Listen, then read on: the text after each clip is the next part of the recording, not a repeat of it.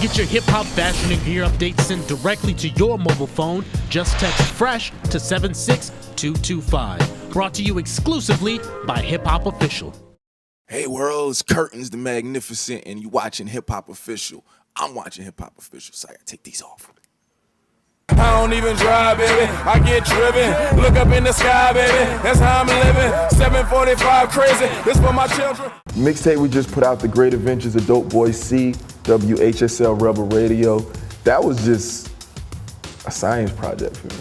For the last 2 years or so, everything I was hearing was like that formula, like, oh, I'm gonna try to make the coolest song. You know what I'm saying? I'm gonna try to out old school everybody. So I say, you know, I'm gonna go against all of that. If everybody's over here being real cool and colorful, I'm gonna go grimy.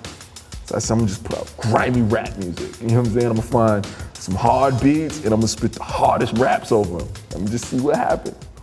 Rebel Radio came, so I had a song, The Rebel. And in the song it was like, radio might not play this head, but the streets needed to hear this head. And I was like, yo, that's my whole, you know, that's where I'm at right now. Like, fuck radio, this is for the street. Hip hop started in the Bronx, in the projects. I'm gonna make Bronx project raps, you know what I'm saying? I put it out and the response was just insane. So it showed me that there was a void that needed to be filled in music, in hip hop. But the biggest compliment to me was a lot of dudes who were on that whole too cool for school mode. They start changing up their whole vibe. They start getting back to really rapping. And I was like, that meant more to me than anything. But let's get back to the rapping, alright, yeah. Dope is back, the hope is back. Still popping that, see the folks is back. Still stuck up like a poster back. I had a whole different mixtape done, like ready to go. I mean, it's still coming out, but I just felt the timing was wrong. I felt that what was going on for too long, and something had to change. Hip hop didn't feel like authentic to me anymore. It felt like a game of, charade. That's not what I grew up listening to. That's not what I grew up loving. You know what I'm saying? Like, let me at least try to bring it back to something authentic. I feel